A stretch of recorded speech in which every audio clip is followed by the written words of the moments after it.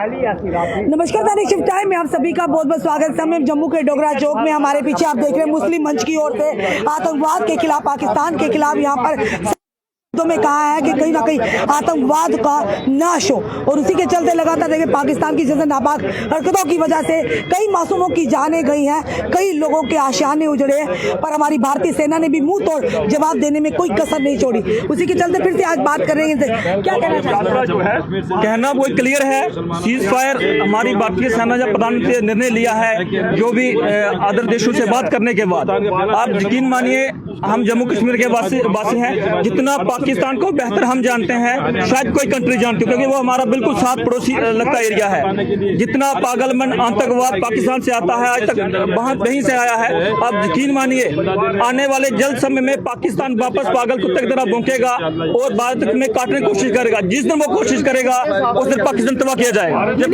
क्या करते लगता है आपको? विश्वास नहीं पाकिस्तान, क्योंकि फिर से एक बार जैसे हमेशा उल्लंघन करता है सीज फायर की, इस बार भी फिर से करेगा।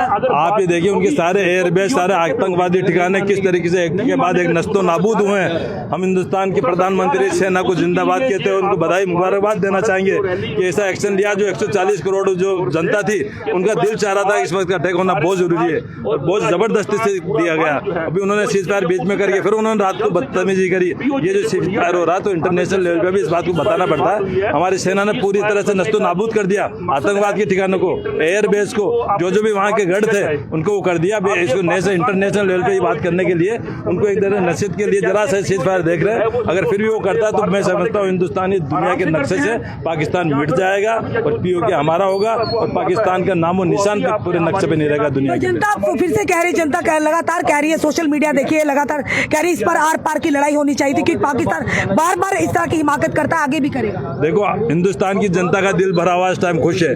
आर पार की लड़ाई में देखिए किस तरीके से घुस के मारा है, और हमारे यहाँ पे जो भी लॉन्च दागे हैं उन्होंने हवा के अंदर वो खत्म किया है। हमारे हिंदुस्तान की इतनी मजबूत सेना है कि जितने भी उन्होंने फायर किए हैं, जितने भी उन्होंने वो किया ड्रोन द्वारा, उनको ऊपर राख कर दिया, ऊपर भी उनको खत्म कर दिया। ये हमारी सेना, हिंदुस्तान की सेना ने रूबरू देखा है मीडिया के जरिए कि किस तरीके से यहाँ पे नुकसान हुआ और वहाँ पे किस तरीके से आतंकवाद नस्तो नाबूद कर दिया। सर क्या कहेंगे आप, जो निर्णय लिया गया है जिस तरह से कि अभी सीज फायर का वायलेशन नहीं किया जाएगा, अगर होगा देश के प्रधानमंत्री ने कहा कि आप छोड़ेंगे नहीं। जो हमारी हिंदुस्तान की, भारत की लीडरशिप है, हमारी जो सैनिक शक्ति है वो दुनिया ने देखी है।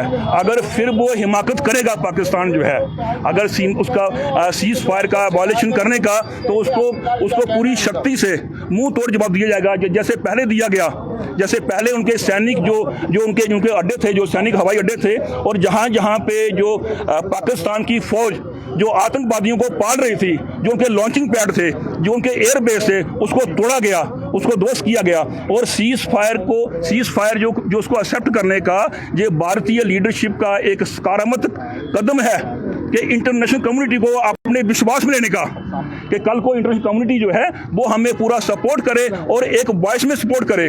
और सीज फायर के साथ साथ हिंदुस्तान की लीडरशिप ने, हिंदुस्तान की सरकार ने, आदरणीय नरेंद्र मोदी की जो गवर्नमेंट है, उन्होंने क्लियर किया है कि इंडस वाटर ट्रीटी जो है वो कैंसिल रहेगी जब तक आतंकवाद जो है बंद नहीं होगा। और दूसरा, अगर बात होगी तो पीओजे भी होगी, कि जो पाकिस्तान है वो पीओजे को हिंदुस्तान के हवाले कब करता है, और उसके लिए जो इंटरनेशनल कम्युनिटी है उसको भी कन्विंस किया जा रहा है, उसको विश्वास में लिया जा रहा है। अगर फिर वो हिमाकत करता है तो फिर दोबारा फिर से और ज्यादा शक्ति से और ज्यादा मजबूती से पाकिस्तान को जवाब दिया जाएगा।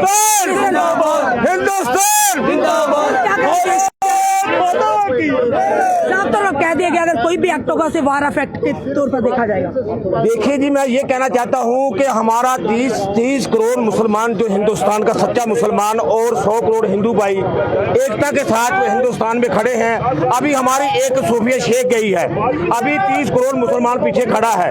हिंदुस्तान को ऐसे चने चबाएंगे कि उनकी नानी भी याद करेगी, उनकी पीढ़ियां भी याद करेगी। हम ये कहना चाहते हैं कि पाकिस्तान को नस्तो नबूद कर देना चाहिए और पीओके रोक के उनसे छीन कर ले लेना चाहिए। सर, जो हमारे देश में गद्दार बैठे हैं, खाते यहाँ कर गुनगाते पाकिस्तान के, उनके हिमायती बने, उनके लिए क्या? उनको मार मार के जमीन के नीचे दे देना चाहिए। जो देश के साथ गद्दारी करते जा, आर्मी इंडिया के साथ गद्दारी करते जा, देश के साथ गद्दारी करते, उनके लिए हिंदुस्तान में कोई जगह नहीं है।